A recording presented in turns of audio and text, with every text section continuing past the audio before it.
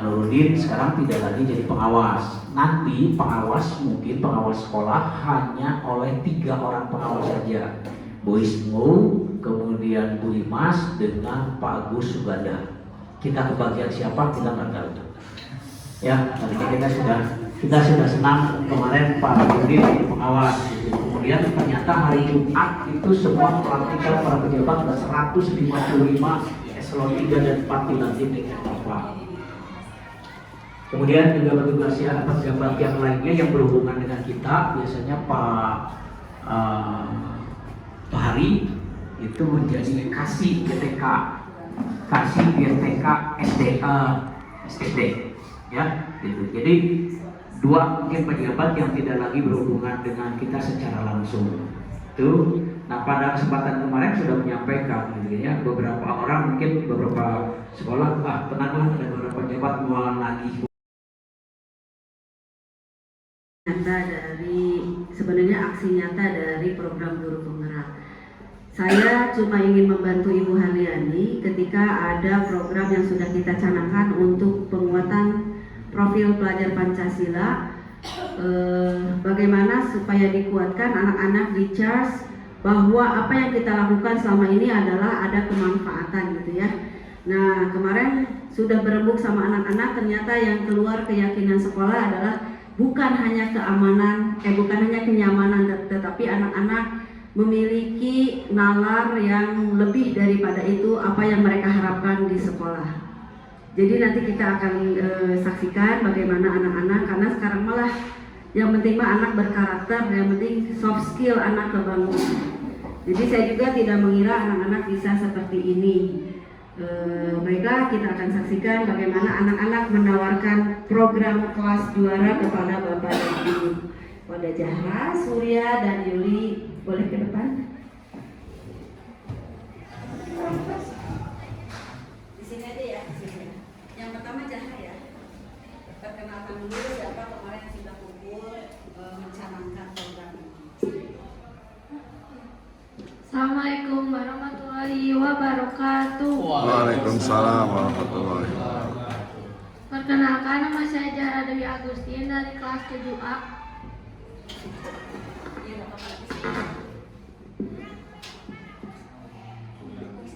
Perkenalkan, nama saya Surya dari kelas 9B. Perkenalkan, nama saya Yuli Uliani, saya dari kelas 9A.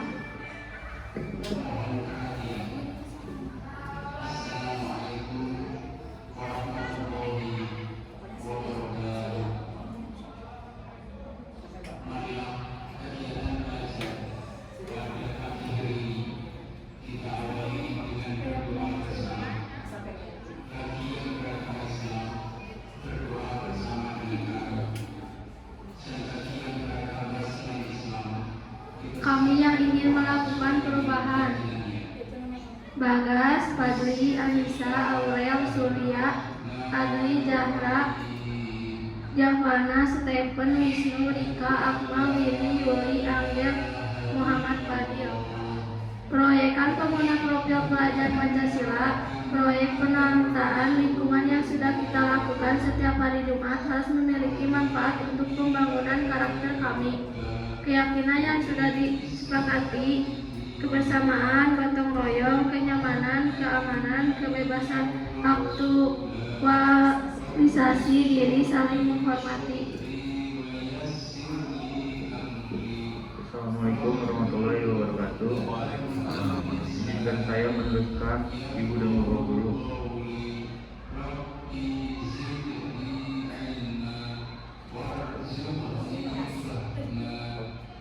Proyek ke-4S untuk mendukung proyek penataan lingkungan sekolah dianggap perlu melakukan evaluasi dengan menjadikan kelas juara. Penilaian kelas juara berdasarkan pada ke-4S yang sudah disepakati dan diyakini bersama indikator dan poin penilaian disiapkan dalam jurnal yang dipegang oleh setiap perwakilan kelas. Selanjutnya yaitu kebersamaan. Pada gambar pertama, Bapak Ibu, apakah berkenan?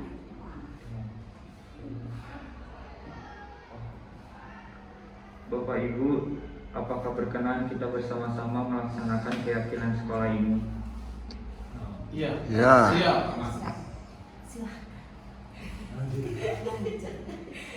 Selanjutnya yaitu kebersamaan. Pada gambar pertama di situ memperlihatkan empat orang anak yang sedang bergotong royong membersihkan lingkungan sekitarnya. Selanjutnya pada gambar kedua ada 2 orang anak yang sedang menyirami tanaman. Ideal yang kami inginkan semua siswa bergotong royong menata lingkungan. Selanjutnya yaitu kenyamanan. Pada gambar pertama memperlihatkan seorang siswa yang diberikan kenyamanan saat pembelajaran di dalam kelas.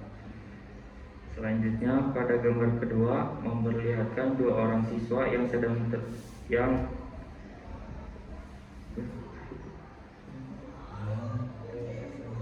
memperlihatkan 2 orang siswa yang seperti terlihat nyaman berada di sekolah.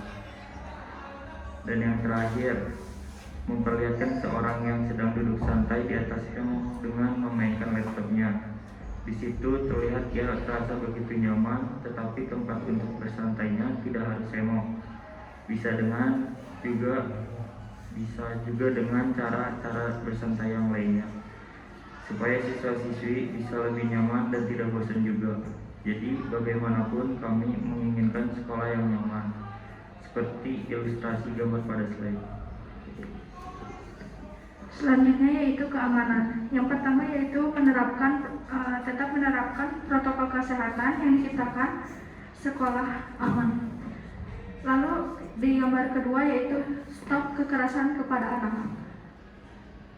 Terus gambar yang ketiga yaitu ada stop bullying. Jadi anak-anak tidak boleh mengejek atau membuli temannya. Sesama teman tidak boleh saling bully ataupun saling mengejek. Selanjutnya yaitu ada kebebasan aktualisasi diri. Yang pertama ada gambar tas dan juga alat lukis, yaitu anak-anak bisa melakukan melukis kebebasannya untuk merasa diri kita nyaman dan juga senang. Lalu gambar yang kedua ada gambar buku. Anak-anak bisa membaca buku di perpustakaan ataupun di mana agar anak-anak merasa mempunyai kebebasan aktualisasi diri. Yaitu gambar ketiga yaitu ada gambar pensil warna, yaitu anak-anak bisa menggambar sesuai kemampuan mereka. Yang selanjutnya yaitu saling menghormati. Nah, saling menghormati pada gambar pertama yaitu siswa-siswi bisa saling menyapa ketika bertemu dengan temannya. Lalu ada gambar yang kedua yaitu seorang siswa yang sedang salam kepada gurunya untuk menghormati gurunya. Jadi setiap orang siswa ketika bertemu dengan guru harus salam ataupun menyapa ke guru tersebut. Bapak Ibu guru, dapatkah Bapak Ibu berpikir itu mungkin bagi kita?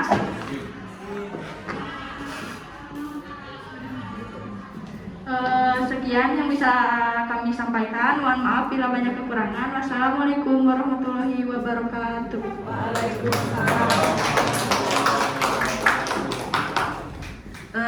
Silakan duduk.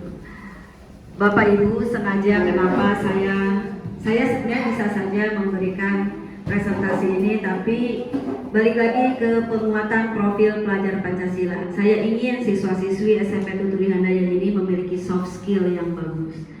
Kita nggak pernah menyangka kalau seorang Surya bisa berbicara di depan kita. Kita kalau Yunima udah biasa ya, dan Zahra juga kelas 7 sudah berani untuk mau berbicara di depan kita. Itu suatu hal yang luar biasa. Kemarin ketika saya berkumpul dengan anak-anak, tadinya hanya penguatan untuk proyek lingkungan yang sudah kita lakukan. Ternyata anak-anak menawarkan beberapa keyakinan.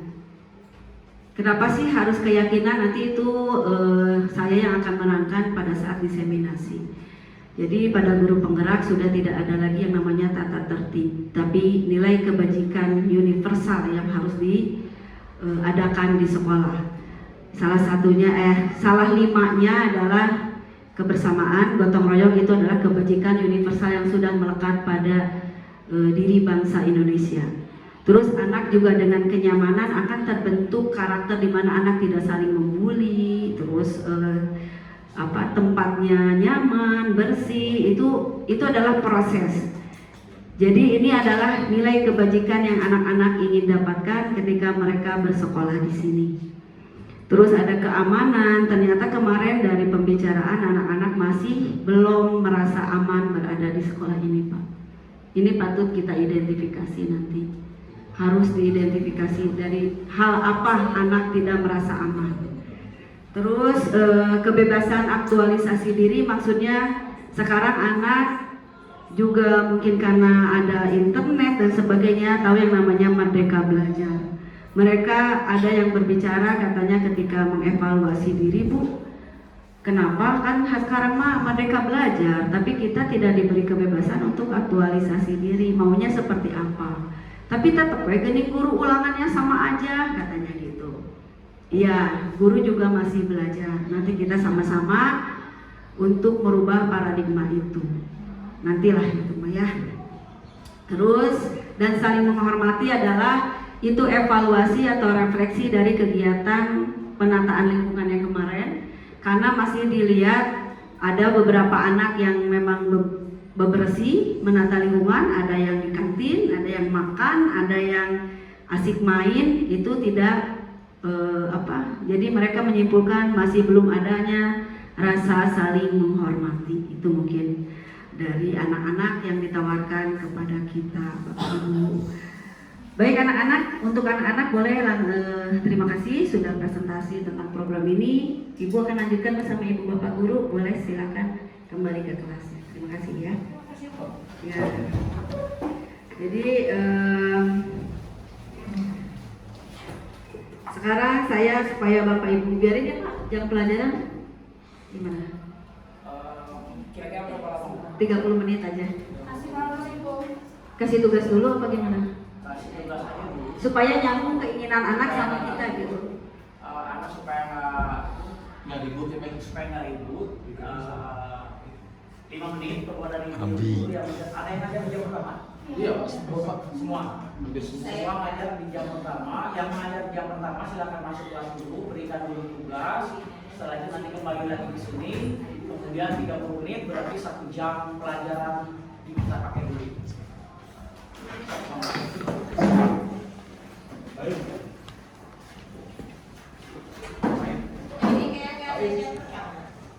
Tiket.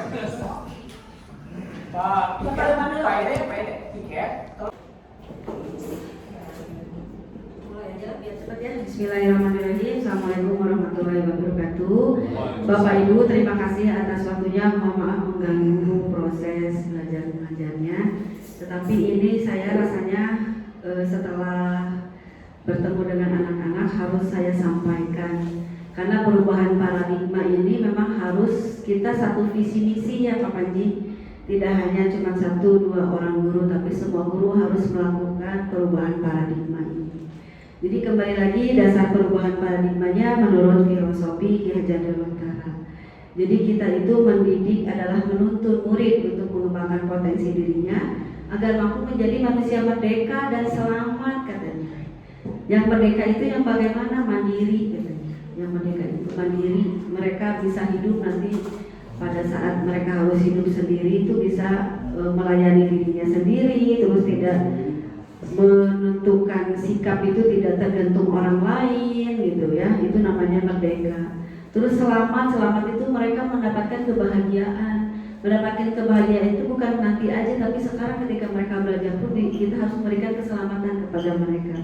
Sungguh luar biasa sebenarnya ya Ki Hajar Dewantara itu melihat seorang pendidik itu adalah suatu hal yang sangat berharga gitu. Jadi menentukan merdeka dan selamatnya itu gitu loh. Karena mungkin kalau merdeka mah kemarin waktu itu mungkin zaman penjajahan, tapi ternyata sinkronisasi dengan zaman sekarang pun masih perlulah murid untuk merdeka gitu.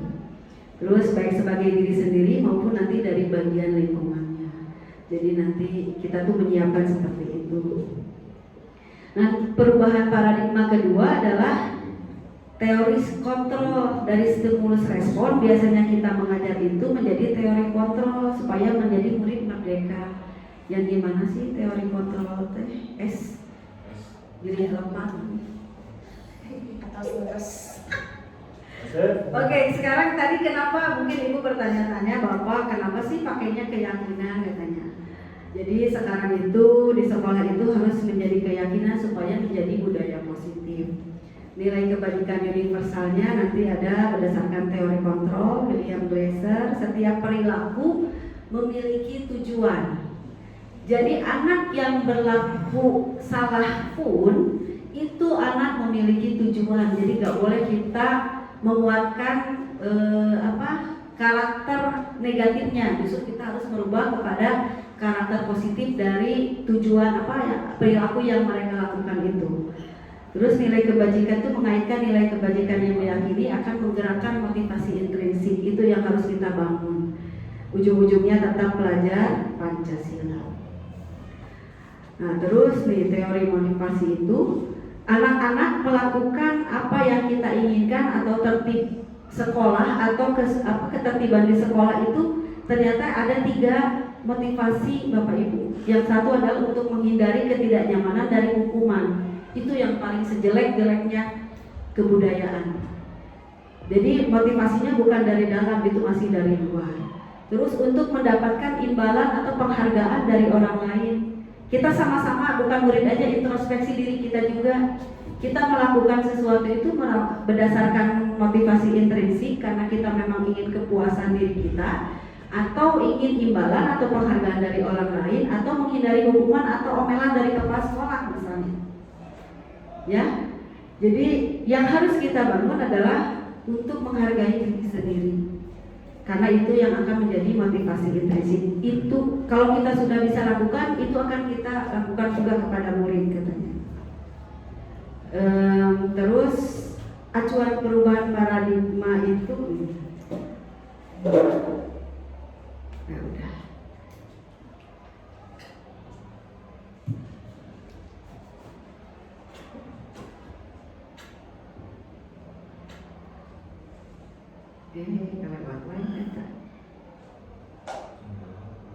Nah, bentar. Acuan perubahan paradigma yang tadinya ini supaya ibu-ibu tergambar dulu aja. Yang tadinya stimulus respon itu realitas atau kebutuhan kita sama. Ternyata sekarang realitasnya adalah bahwa kita berbeda. Begitu juga kita menilai atau melihat anak.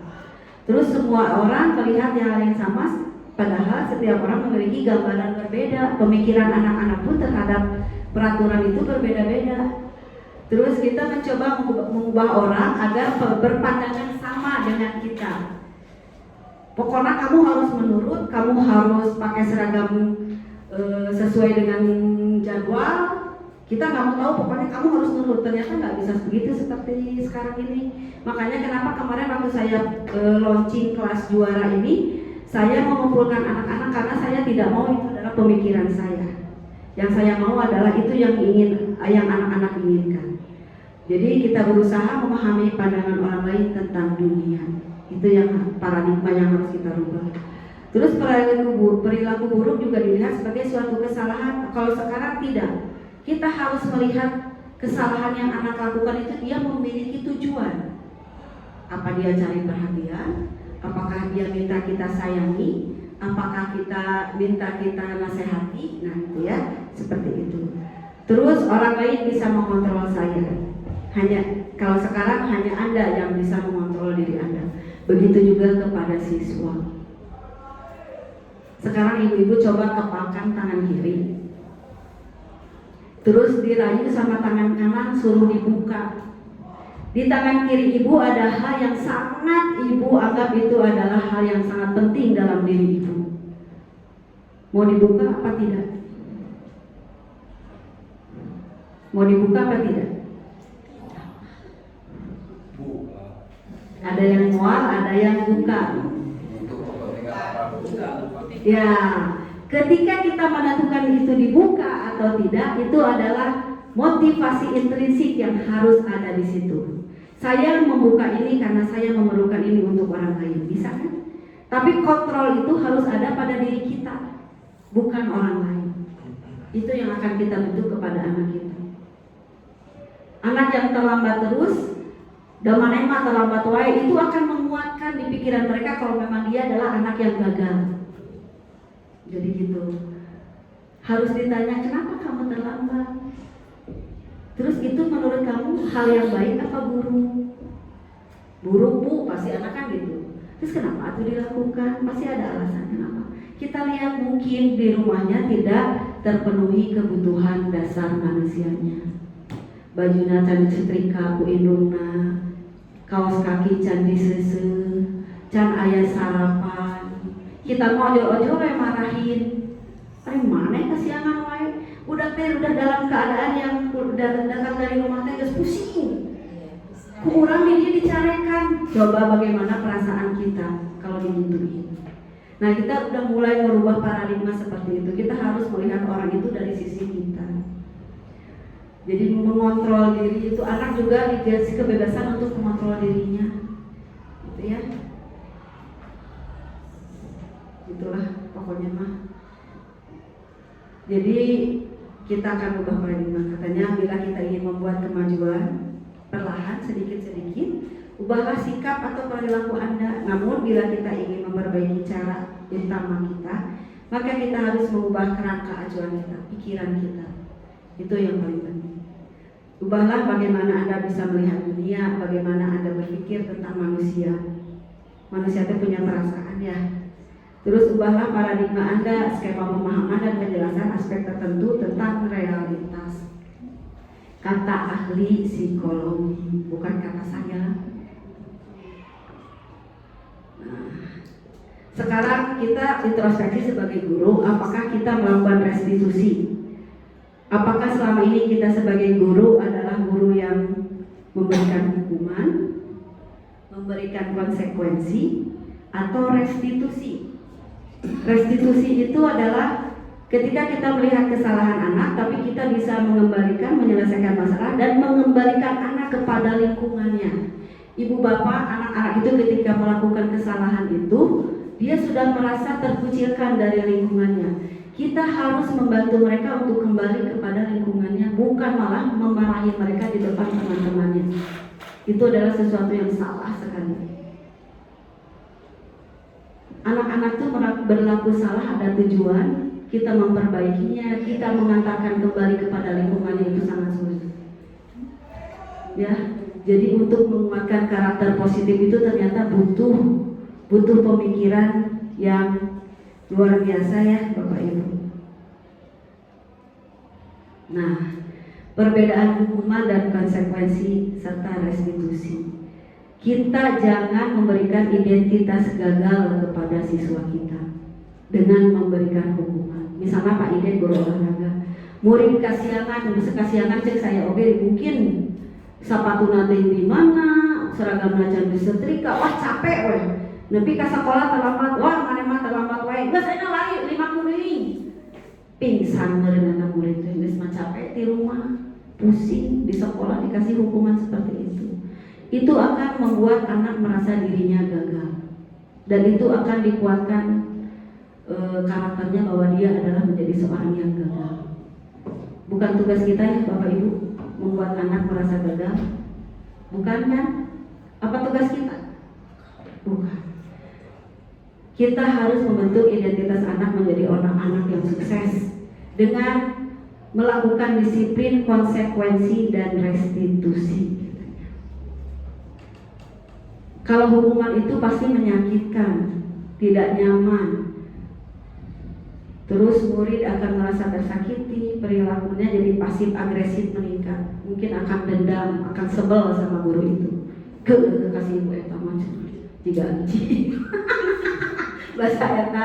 Kan itu ya, anak melakukan itu pasti ada tujuannya gitu ya. Terus berlaku pada seluruh institusi, tidak berlanjut pada kehidupan nyata. Kalau hukuman itu hanya saat itu dan membuat anak tersakiti dan dendam. Saya tidak mau hukum dia.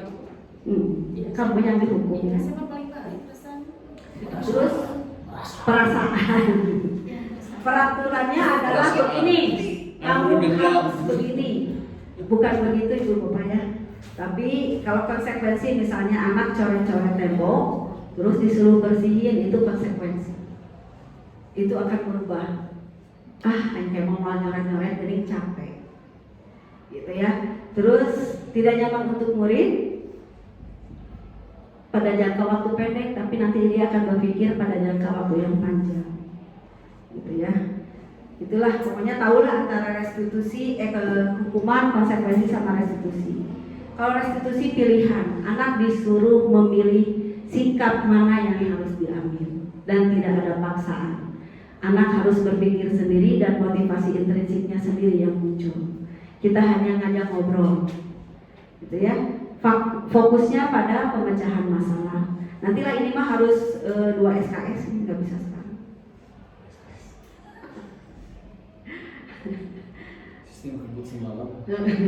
Nah, hukuman dan konsekuensi sekarang coba ya. Mencatat 100 kali di buku kalimat saya tidak akan terlambat lagi karena terlambat ke sekolah. Menurut Ibu Bapak ini hukuman apa konsekuensi? Hukuman, karena ini tidak akan merubah keterlambatan anak. Kalau pegawai mau ayah tangannya. Terus lari mengelilingi lapangan basket 2 kali karena terlambat hadir di sekolah. Hukuman. Membersihkan coretan yang dibuatnya di meja tulis. Nah, ini konsekuensi. Murid diminta untuk push up 15 kali karena tidak menggunakan masker. Atau berkiwe benernya budak. Terus menggantikan kertas tugas teman yang sudah dicoret-coret. Ya, konsekuensi. Jadi kebayangnya Bapak Ibu apa yang harus kita lakukan? Bukan menghukum secara fisik. Hukuman itu secara fisik dan verbal. Hati-hati bicara kita juga ya sama murid. Dan karenanya di guru penggerak mah katanya kita harus menghamba pada anak. Kata Ki Hajar Dewantoro. Jadi ya apa yang kita lakukan adalah untuk anak-anak, berpusat pada murid. Terus kalau di anjing juga diam aja gitu kita. Ya enggak, dikasih tahu dengan restitusi, bukan dihukum, bukan dikasih konsekuensi. Kalau itu mah harus restitusi, bukan dijauhi. Justru diajak ngobrol, diberikan kesempatan mereka untuk mengungkapkan apa yang sebenarnya yang terjadi. Itu sulit tapi memang harus kita lakukan. Kalau dilihat dari itu, hukuman, konsekuensi, restitusi, selama ini saya melakukan ketiga-tiganya. Tapi setelah saya lakukan, saya selalu merangkul, saya selalu mengajak bicara kembali.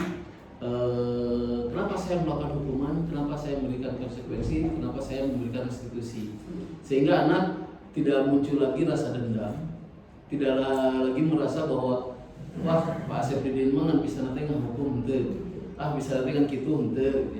Nah itu saya berharap Bapak Ibu guru juga, bukan berarti saya benar, enggak sih ya, cuma saya berharap setiap melakukan tindakan, kalau memang itu tindakannya membuat anak merasa tertekan, itu kan tiga-tiganya tetap aja tertekan anak itu ya. Tolong diraih kembali di waktu tertentu. Contoh saya waktu kasusnya siapa yang anak si Mepi saya ingatkan setelah sholat zuhur pakai sendal, saya ingatkan tolong. Karena ini masih belajar pakai sepatu. 3 kali berturut-turut tidak diingatkan pada saat kegiatan hari Selasa waktu itu. Pada saat hari Selasa menjelang kegiatan PMR masih kene pakai sendal, saya ingatkan seperti biasa tidak dengan bentakan, tapi anak itu ngebentak depan teman-temannya, ngebentak ke saya. Saya akhirnya emosi, saya bentak balik, saya marahi, orang tuanya datang ke sini. Tidak setuju, saya bilang Pak, saya melakukan itu bukan karena 1 kali lantas saya bentak. Dan ternyata orang tuanya mengatakan, nah memang memang gitu karakternya, bisa ngomong kasar, tapi di kasaran itu nerima. Insya Allah Pak, saya akan rangkul kok Pak, tidak lantas hari ini dimarahin terus saya menjauhi, enggak.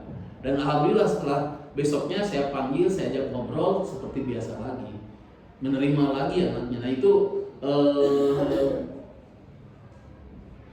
Jangan sampai ada istilah tadi guru anjing biadab. Tidak, karena jujur saya rangkul lagi gitu. Anak itu saya rangkul lagi. Setelah saya marahi, saya beri hukuman, saya berikan konsekuensi, saya berikan restitusi, tetap saya rangkul lagi. Tidak lantas membenci, tidak lantas dendam gitu. Jangan, walaupun mereka ya itulah mereka hanya mencari yang namanya jati diri mereka. Itu poin. Ya, terima kasih Pak Asin. Setiap guru juga pasti punya pengalaman yang berhubungan dengan siswa. Tetapi idealnya sekarang itu memang sudah tidak ada lagi pemberlakuan hukuman karena ada undang-undangnya sekarang. Jadi kenapa diajarkan restitusi itu karena memang sekarang sudah kalau bisa dihindarilah memberikan hukuman kepada anak karena itu hanya menguatkan budaya negatif dari anak. Jadi tidak menyelesaikan masalah. Dan anak melakukan itu seperti Mevi itu kita juga harus melihat lagi. Kata saya tadi anak itu adalah pribadi seorang manusia lah gitu ya. Kita manusia, anak manusia. Jadi mungkin dia melakukan itu kan pasti memiliki tujuan. Tujuannya adalah yang mendasari perilaku itu adalah terpenuhinya atau tidaknya kebutuhan dasar manusia ini. Anak itu harus terpenuhi survivalnya, kebutuhan untuk bertahan hidupnya seperti saya tadi gambarkan. Apakah dia sudah diberikan makan, apakah istirahatnya cukup, apakah ketersediaan seragam, kaos kaki itu tidak menghambat langkahnya ke sekolah. Itu memang harus digali. Terus apakah kebutuhan love and belongingnya, apakah dia dicintai, merasa dicintai dan diterima di keluarganya terpenuhi atau tidak. Terus di sekolah apakah love and belongingnya juga terpenuhi oleh kita atau tidak. Terus freedom, kebutuhan untuk mendapatkan kebebasan mengembangkan potensi dirinya itu terpenuhi apa tidak di rumahnya. Kalau kita sebagai guru memberikan kebebasan itu bagaimana? Misalnya kayak si Edric banyak kan hese itu diajar. Jangan kita sebagai guru, ini mah introspeksi saya juga ya. Sebagai guru ada si eta mah stigmanya udah para yang diajar, biasanya malah diantep gitu ya. Justru jangan, kasih kesempatan dia untuk mengembangkan potensi dirinya. Kita tidak tahu Edric suatu saat akan menjadi apa. Jadi jangan kasih stigma dia sudah tidak bisa belajar. Kasih kesempatan, coba kamu maunya apa, gimana, apa. Ternyata dia cuma pengen diperhatikan kalau dia bicara gitu ya, karena mungkin di rumahnya tidak terpenuhi. Terus power, kebutuhan untuk diakui eksistensi di dalam kelas. Kadang kita mah ngambek ke guru biasanya jadi absen acan. Itu akan menguatkan karakter kegagalan dia. Justru diraih, kan hati kita sakit mah, dan emang kita memilih jadi guru. Kita harus mendidik, kita harus mengembangkan potensi yang positif, menguatkan budaya positifnya, bukan negatifnya. Terus apakah anak sudah mendapatkan kesenangan? Sudahkah kita memberikan kesenangan kepada murid-murid ketika kita mengajar di kelas?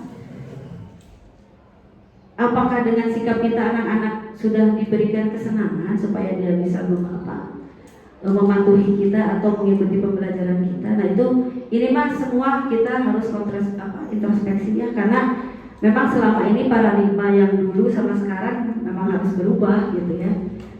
Terus dilihat lagi, nah 5 posisi kontrol. Di manakah posisi Anda sebagai guru saat ini? Apakah sebagai penghukum? Apakah sebagai pembuat merasa bersalah? Apakah sebagai teman? Terus apakah sebagai pemantau? Atau sebagai manajer? Idealnya kita harus menjadi seorang manajer. Bukan sebagai pimpinan loh seorang manajer itu, tapi memanage bagaimana kita. Kita lihat dulu ya. Yang sebagai penghukum itu apa sih yang dikerjainnya?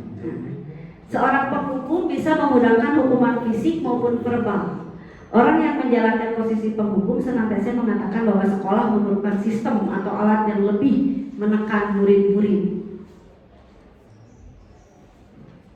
yang suka dikatakan seorang guru yang menghukum, patuhi aturan saya atau awas. Kira-kira sahabat seperti itu.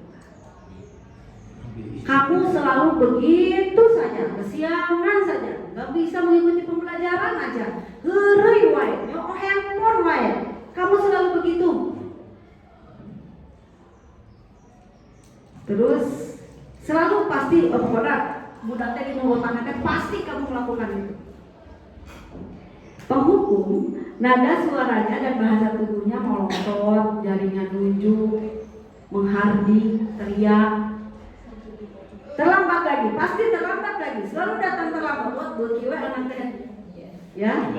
Nah, hasilnya katanya Bapak Ibu, kemungkinan murid marah dan mendendam atau bersifat agresif.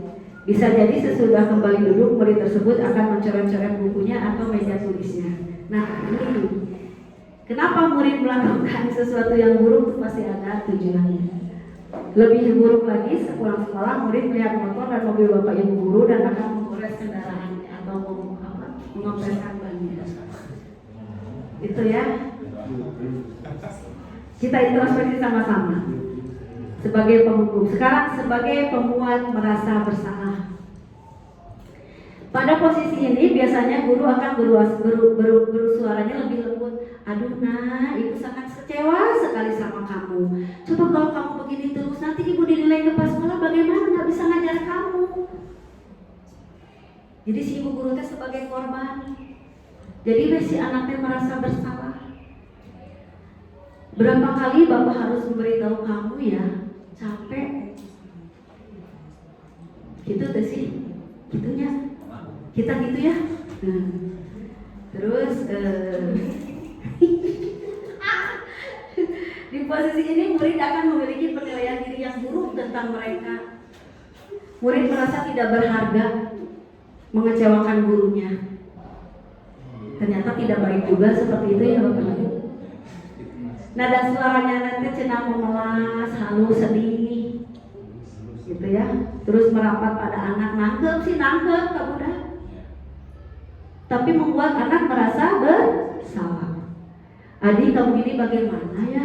Kamu sudah berjanji dengan ibu tidak akan terlambat lagi. Kamu kenapa ya senang sekali mengecewakan ibu? Ibu benar-benar kecewa sekali. Budak teh beuki we meureun ya. Tapi kalau nggak dikasih kayak gitu tidak rasa empati nanti kalau orang. Oh nanti di restitusi kita lihat bagaimana caranya. Tenang. Sebelumnya kayak gitu ya. Murid akan merasa bersalah. Akhirnya kita memang dengan profil pelajar Pancasila ya kita harus Kita juga harus kita dulu yang harus berubah. Murid akan merasa bersalah karena mengecewakan Bapak Ibu guru dan menjadi orang yang gagal. Bahaya loh kalau ketika murid di pikirannya saya adalah orang yang gagal. Itu akan berpengaruh terhadap kepribadiannya terus sampai nanti. Itu ya. Terus sebagai teman, nah ini mas saya waktu kemarin direfleksi saya mengaku sebagai teman. Bagus nggak? Coba lihat dulu ya. Guru pada posisi ini tidak akan menyakiti murid, namun akan tetap berupaya mengontrol murid melalui persuasi. Posisi teman pada guru bisa negatif atau positif. Positif di sana berupa hubungan baik yang terjalin antara guru dan murid. Guru di posisi teman menggunakan hubungan baik dan humor untuk mempengaruhi mereka akan berkata, ayo bantulah demi bapak, demi ibu ya, bantu ya, gitu ya. Terus, ayo ingat tidak bantuan bapak selama ini? Kamu ingat gak waktu itu sama ibu diberi apa? Kamu ingat gak waktu itu sama ibu dikasih solusi apa? Ya, terus ya sudah kali ini tidak apa-apa, nanti ibu bantu bereskan kalau dia memiliki masalah. Itu bukan hal yang baik. Ya. Terus hal negatif dari posisi teman adalah bila suatu saat guru tersebut tidak membantu mereka akan kecewa dan berkata, saya pikir bapak atau ibu teman saya, ternyata bukan. Dan itu hal ini mungkin akan timbul bertindak. Jadi murid akan nurut kepada guru itu saja. Kepada guru yang lain tidak akan menurut. Jadi murid akan mengikuti nasihat guru itu saja. kepada guru yang lain tidak, karena menganggap dia temannya. Ya, jadi ternyata jelek juga ya Bapak Ibu, terlalu dekat dengan anak juga. Nada suaranya ramah, akrab dan bercanda, bahasa tubuhnya merapat pada murid, mata dan senyum jenaka. Itu sifat kita sebagai teman kepada murid. Ya, hasilnya bagaimana? Murid akan merasa senang dan akrab dengan guru. Guru ini termasuk dampak yang positif. Hanya saja di sisi negatif, murid menjadi tergantung pada guru tersebut. Bila ada masalah, dia merasa bisa mengandalkan guru tersebut untuk membantunya.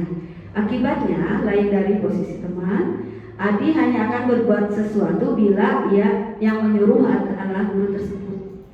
Jadi cuma nurut pada guru itu, sama orang lain tidak. Jelek untuk hubungan kita sosialisasi dengan guru yang lain. Sebagai pemantau, bagaimana sebagai pemantau? Memantau berarti mengawasi. Pada saat kita mengawasi, kita bertanggung jawab atas perilaku yang kita awasi. Pasti yang dilakukannya adalah peraturannya apa? Seragam harus pakai apa? Hari ini hari apa? Kamu tahu kan seragamnya apa? Nah, seperti itu. Terus apa yang telah kamu lakukan? Sanksi dan konsekuensi apa yang akan kamu dapatkan? Itu adalah memposisikan kita sebagai pengawas atau pemantau. Dengan menggunakan sanksi konsekuensi, kita dapat memisahkan hubungan pribadi dengan murid. Sebagai seorang yang menjalankan posisi pemantau, pertanyaannya tadi seperti itu. Kamu udah tahu aturannya, kenapa kamu begitu? Hesenya jadi gurutnya ternyata ya. Seorang pemantau sangat mengandalkan perhitungan catatan data yang dapat digunakan sebagai bukti atas perilaku seseorang. Posisi ini akan menggunakan stiker, catatan, daftar cek. Posisi pemantau sendiri berawal dari teori stimulus respon. Pemantau nada suaranya datar, bahasa tubuhnya formal. Adi, tahukah kamu jam berapa kita memulai pembelajaran? Tahu Pak, kamu terlambat 15 menit. Apakah kamu sudah mengerti konsekuensinya? Itu adalah pemantau. Murid memahami konsekuensi yang harus dijalankan karena telah melanggar salah satu aturan sekolah. Guru tidak menunjukkan suatu emosi yang berlebihan, datar aja, biasa aja. Murid menjadi marah atau membuat merasa berbuat salah. Murid tetap dibuat tidak nyaman, yaitu dengan harus tinggal kelas misalnya. Kamu terlambat 15 menit, konsekuensinya berarti kamu tidak istirahat, misalnya seperti itu.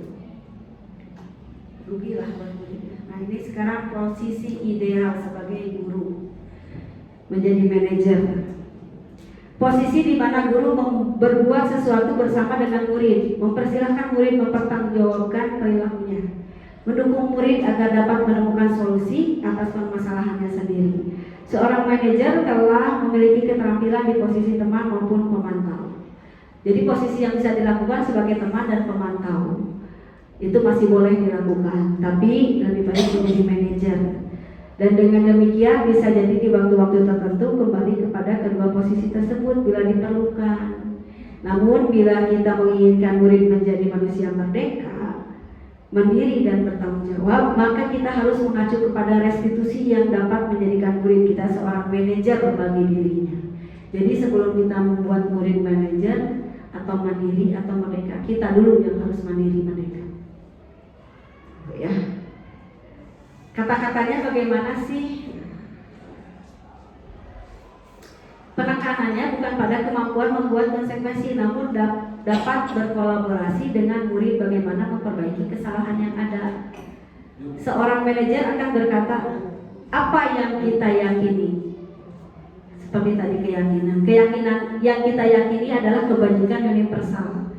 Kalau dia terlambat, keyakinannya itu benar atau salah? Salah, kata murid. Tapi kamu meyakininya kalau itu salah, yakin. Terus kenapa melakukannya? Nanti dia memberikan alasan. Jika kamu meyakininya, apakah kamu bersedia memperbaikinya? Nah, itu yang harus kita lakukan. Jika kamu memperbaiki ini, hal ini menunjukkan apa tentang dirimu. Jadi buat dia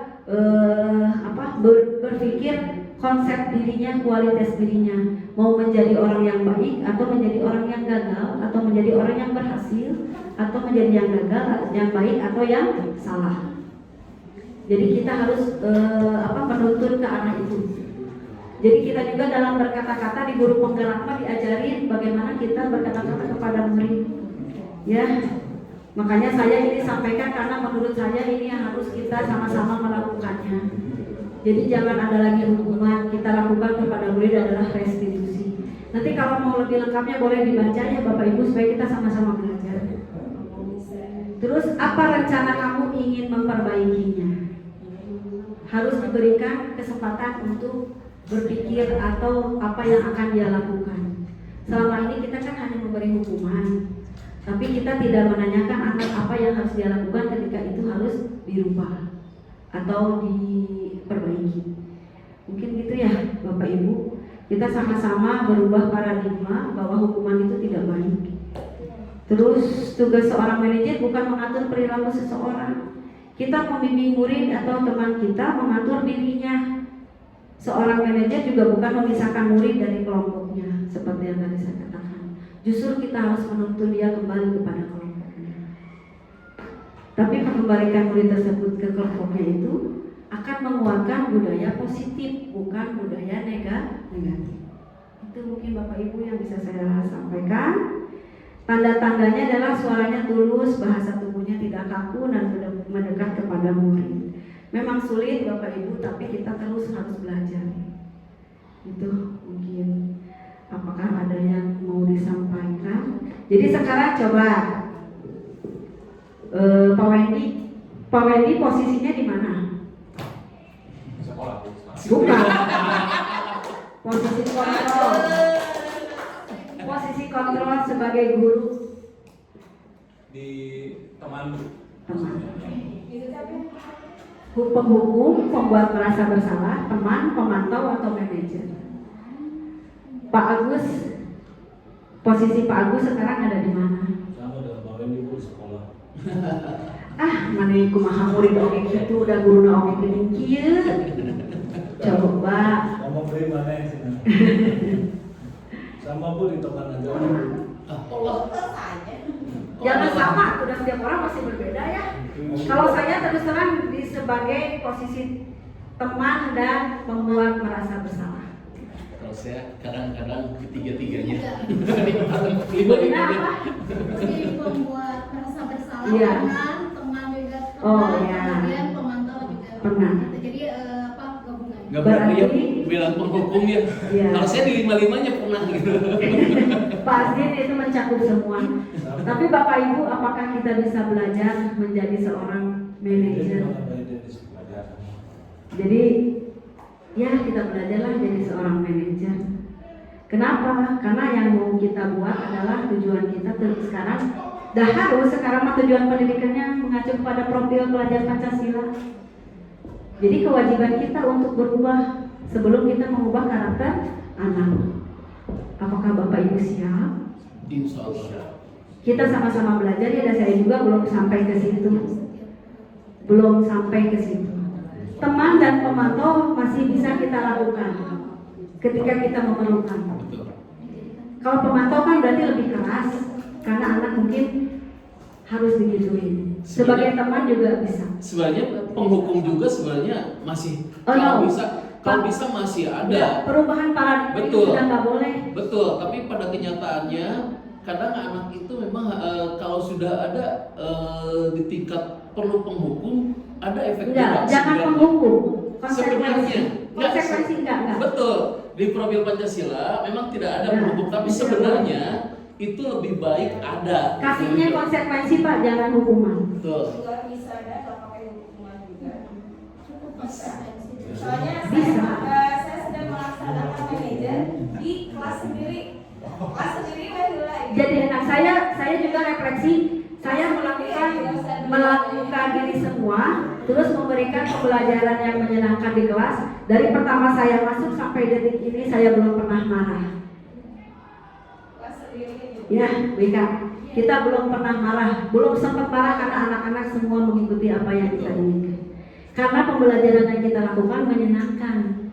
Jadi kebutuhan dasar 5 yang tadi coba kita berikan kepada anak, insya Allah hasilnya adalah anak tidak pikir tidak nyari perilaku yang jelek, karena kita memberikan pemenuhan kebutuhan dari 5 dasar kebutuhan tadi.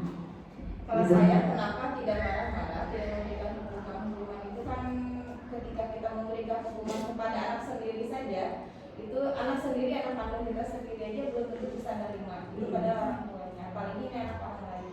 Kalau saya sendiri ya, sebelum ada ini sudah berniat untuk mengurangi hal-hal yang negatif. Kenapa sampai gitu ya?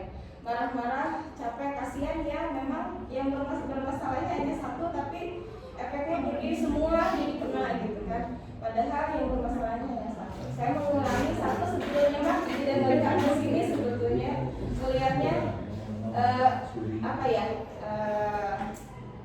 ngirit tenaga, pikiran, maksudnya biar kita ternyata lebih banyak yang harus kita kerjakan gitu selain marah-marah, menghukum.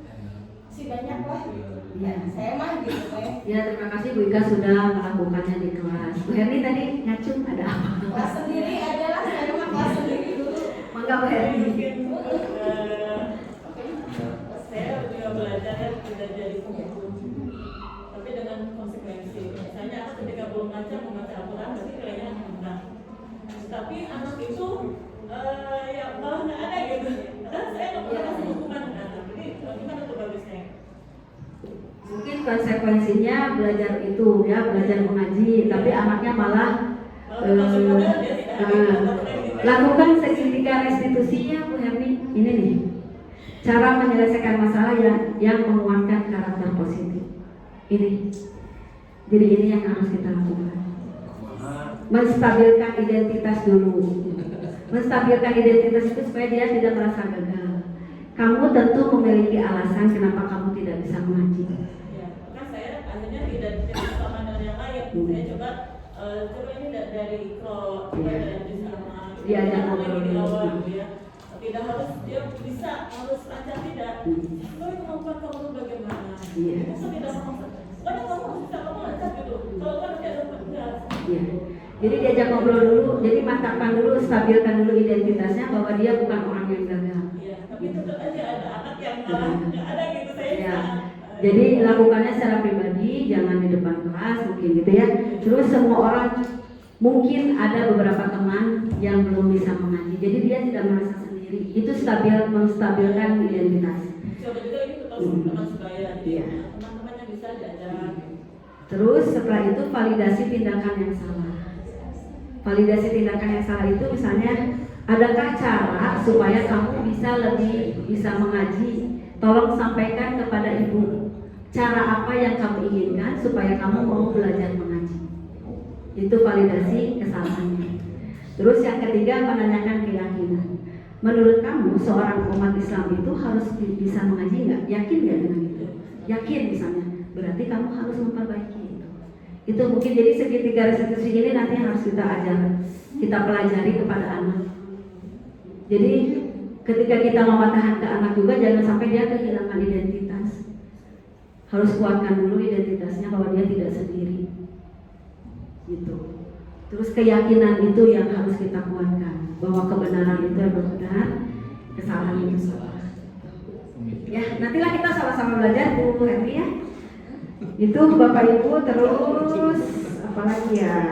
Bu Ida, mungkin yang saya tidak ini waktunya ya. kita tidak memungkinkan membiarkan anak Iya, betul. sehebat apapun yang kita pelajari di kelas tidak ada guru, itu masalah buat kita. Iya. Jadi kita nanti cari waktu yang khusus yang memungkinkan, itu misalnya di hari Jumat setelah sholat Jumat. Iya. Ya, gitu. Karena di hari-hari ini yang memang dari hari Senin sampai dengan hari Kamis kan waktunya padat seperti itu. Ya, jadi mohon maaf mungkin bukan saya tidak memotong seperti ini. Ya, tapi kita punya tanggung jawab. Ya, kita bertanggung jawab bahwa siswa kita harus berikan layanan. Jadi kita nanti bisa buat lagi perencanaan, nanti komunikasikan dengan bagian kurikulum supaya kita bisa belajar lagi. Ya. Dengan seperti ini kan paling tidak kita tahulah apa yang harus kita lakukan, apa yang harus kita evaluasi, dan kita tahu posisi kita di mana. Sebenarnya akan menjadi lebih mudah ketika semua guru sebelum mulai mengajar melakukan asesmen. Akan lebih mudah. Jadi ketika Bapak dan Ibu masuk tidak langsung kepada materi, tetapi lakukan dulu asesmen. Asesmen bukan hanya untuk asesmen BPK saja, tapi Bapak dan Ibu mengetahui modal dasar anak kita dari mana. Contohnya tadi ngaji, dicek dulu. Nanti lakukan pembelajaran berkelompok misalnya saja supaya tidak jadi masalah. Mucan bisa ngaji, ngumpul jadi mucan bisa ngaji. Salah satunya seperti itu. Kalau tidak dilakukan asesmen, lu iya harus bisa kurang, lu iya ikro ge ribu, ya pasti akan lari di antara. Jadi lakukan dulu asesmen. Sambil belajar aja dulu, sambil perbaiki dulu semua. Kita semua ini katakanlah masih terus belajar, ya. Dan anak punya masalah masing-masing, dan saya yakin juga Bapak Ibu juga punya masalah masing-masing. Tetapi bagaimana ketika di dalam kelas semua masalah-masalah yang kita hadapi, yang kita miliki itu disimpan digunakan. Itu mungkin. Kemudian Bu Lasmi berapa? Jadinya kapan? Insya Allah tanggal 8 September. 8 September. 8 September. Hari Jumat kemarin, mohon maaf ya, kami tidak bisa pada sana karena punya banyak ya. Mudah-mudahan mungkin nanti pada saatnya nanti berangkat lancar, semua ibadahnya juga lancar, selamat sampai kembali gitu ya. Itu mungkin nanti pada saatnya juga Bapak Ibu juga nanti komunikasi dengan kurikulum untuk selama mungkin 2 minggu, selama 2 minggu itu apa yang dilakukan, mungkin nanti bisa ada mengisi atau evaluasi sementara. Itu saja mungkin Bu, ya, mungkin bukan karena kita butuh waktu khusus sebenarnya. Kalau mau apalagi mau eksplor semua. Baik Bapak Ibu, terima kasih. Memang karena waktu saya juga udah deg-degan harus ke kelas gitu ya. Jadi nanti kita sama-sama belajar lah ke depan. Untuk proyeknya nanti kita akan launching bulan September. Nanti kita sama-sama belajar juga untuk proyeknya mungkin. Dan keyakinan yang sudah kita sepakati harus kita lakukan bersama-sama, tidak bisa cuma Bu Harli atau saya, tapi kita lakukan bersama-sama, terutama Ibu Bapak wali kelas untuk membimbing anak-anaknya di kelas. Mungkin itu aja Pak hari ini. Terima kasih. Assalamualaikum warahmatullahi wabarakatuh. Waalaikumsalam. Izin ini ya, mengumumkan anak-anak yang mau AMBK. Berdiri aja ya. Enggak Pak, mau ini sekalian itu mau pengarahan dulu Pak yang belum mengenal sama sekali komputer siapa. Jadi nanti apa ya? Mau ada latihan dulu. Mau dipoto dulu, mau informasi dulu. Informasi sambil nanti udah selesai baru. Sebanyak 41 orang berarti ya? Iya. Karena 9 dari sana Pak. 40 dari sana itu 9 tambah 1 cadangan. Oh, tapi di datanya Sama cadangan 1. Iya. tapi di datanya mah 50 teh. Enggak 40. Enggak, 50 teh 9 dari sana Pak. Iya, Tambah lagi. Tambah lagi.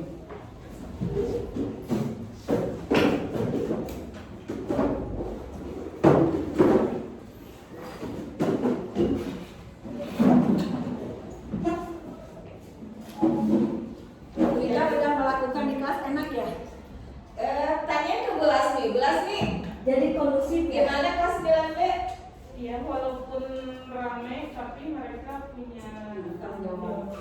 Jadi yang ngeberesin bentuk kelas, nah bukan saya.